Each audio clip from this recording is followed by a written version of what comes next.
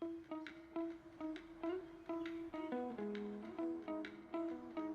अब जो चाहिए ना, हमको एक स्ट्रैटेजी चाहिए कि ना हमें जो हमारा Hello everyone, welcome to the channel. I am also CA aspirant and I am preparing for CA Intermediate May 2025. Alongside, I am pursuing BCom. I have recently appeared for my third semester BCom exams and now I am awaiting for the results. While I have taken classes from PW. अक्सर ना हम लोग live classes ले तो लेते हैं ये सोचकर कि जैसे जैसे क्लासेस होंगी ना वैसे वैसे हमारा सिलेबस भी कंप्लीट हो जाएगा। बट कभी कभी ना कुछ कुछ ऐसी सिचुएशंस आ जाती है या इंसिडेंट्स हो जाते हैं कि ना हमारी कुछ क्लासेस रह जाती हैं और वो कुछ ना इतनी सारी बढ़ जाती हैं कि हमारी और क्लासेस बढ़ जाती हैं, बैकलॉग बनता रहता है और वो ना कंप्लीट करना बहुत मुश्किल हो जाता है। तो ये जो सिचुएशंस होती है ये होती हैं जो इंसिडेंटल होती है, जो सरप्राइजिंग होती है, अपने आप आती है और इसका तुम्हारे पास कोई इलाज नहीं है। इसको बस ये है कि हम अपना टाइम डिवोट करके इसको धीरे धीरे धीरे धीरे पूरा करें। बट ना कभी कभी कुछ सिचुएशंस ऐसी होती हैं जो हमको पहले से ना अंदाज़ा लग सकता है कि हाँ अगर ये चीज़ होगी ना तो हमारा बैकलॉग बनेगा ही बनेगा। ठीक है, और ना ये चीज़ पहले पता होने के बाद भी अगर हम बैकलॉग अपने बना देते हैं ना तो ना एकदम पहाड़ बन जाता है। फिर जो लास्ट में कंप्लीट करना है ना बहुत औखा हो जाता है हैं।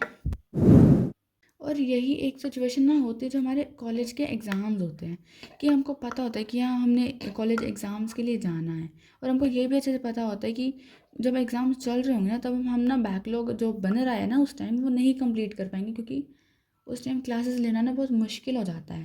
क्योंकि मेरे जैसे भी बहुत बच्चे होते हैं जो यही सोचते हैं कि एक बार को एक चीज़ हैंडल करते हैं, या तो कॉलेज के एग्ज़ाम से दे लेते हैं या फिर अपनी क्लासेस ही कंप्लीट कर लेते हैं। तो मेरे साथ भी सेम ही हुआ था कि मैंने अपनी क्लासेस नहीं ली थी और अपने कॉलेज एग्ज़ाम्स पर इतना फोकस किया कि मेरा जो बैकलॉग था ना वो हर सब्जेक्ट का उस टाइम बनता ही गया। बट ना इस बार ना मैं पहले से ही प्रिपेयर थी कि मेरे कॉलेज एग्ज़ाम्स आने तो हैं ही, दिसंबर और जो मई में होते हैं। तो दिसंबर आने से 2 महीने पहले ही, ठीक 2 महीने पहले मैंने अंदाज़ा लगा लिया था कि मेरा ना उस टाइम सिलेबस कहाँ पर होगा और मैं अभी कहाँ पर हूँ।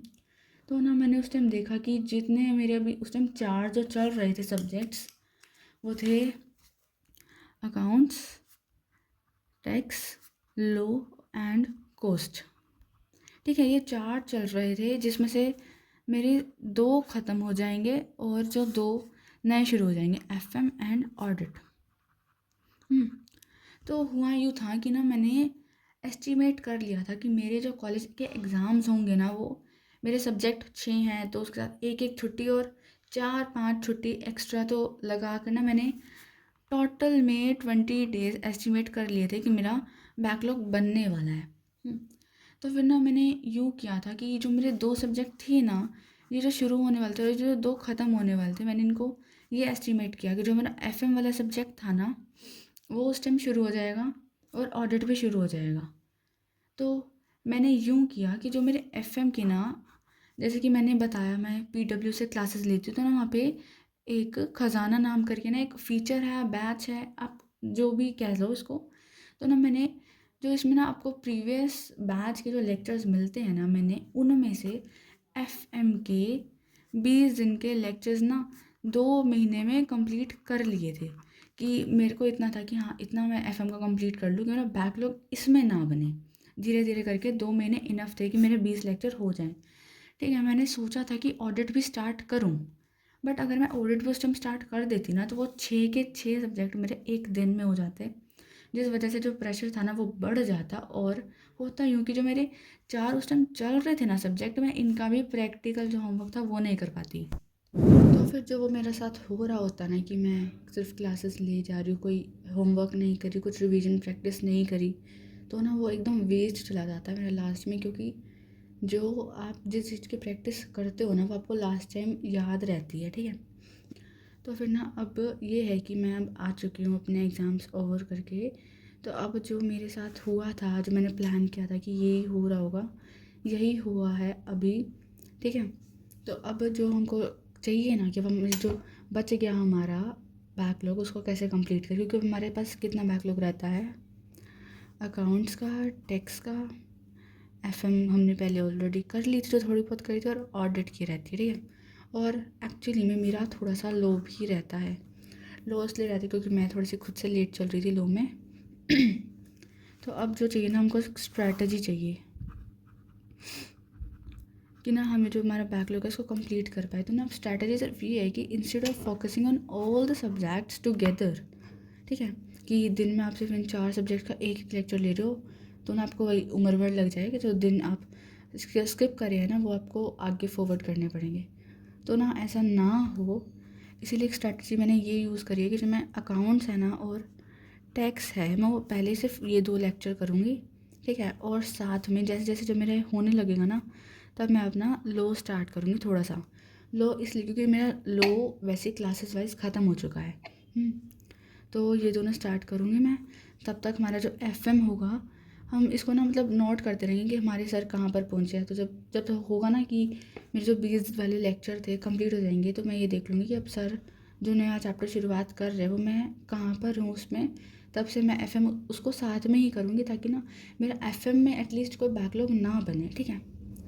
तो अब यही होगा कि मैंने अकाउंट्स का स्टार्ट कर दिया है, टैक्स का मैं स्टार्ट करूँगी, फिर जैसे जैसे इन दोनों में ही थोड़ा बहुत मेरे को बैलेंस लगेगा मैं अपना लो स्टार्ट करूँगी। और ना ऑडिट हमने लास्ट में इसलिए रखा है क्योंकि ना ऑडिट एक ऐसा सब्जेक्ट है जो वर्ड टू वर्ड हमको पेपर में जितना ज़्यादा हो ना उतना बेनिफिशियल है। तो इसलिए ऑडिट में ना याद करने से होगा, उसको रश करने से नहीं होगा। इसलिए जैसे जैसे मेरे दोनों सब्जेक्ट होने लगेंगे साथ में मैं लो करूँगी, जैसे जैसे फिर लो होगा तभी मैं अपना ऑडिट डालूँगी उसमें।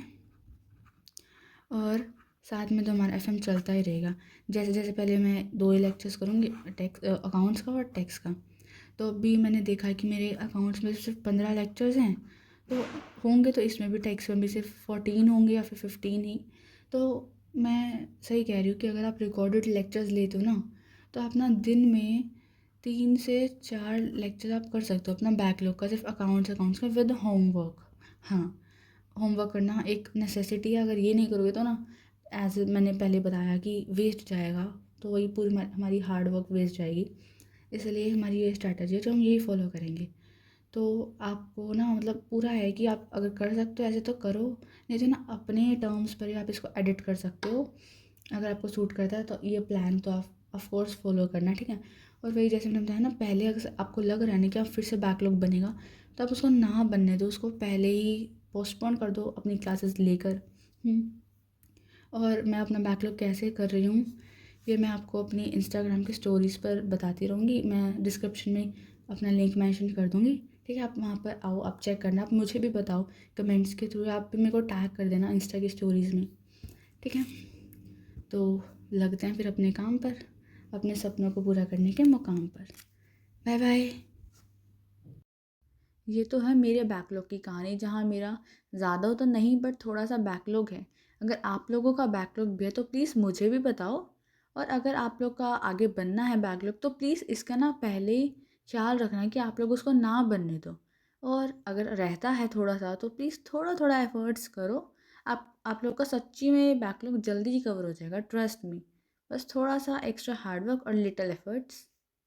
Thank you for watching, bye.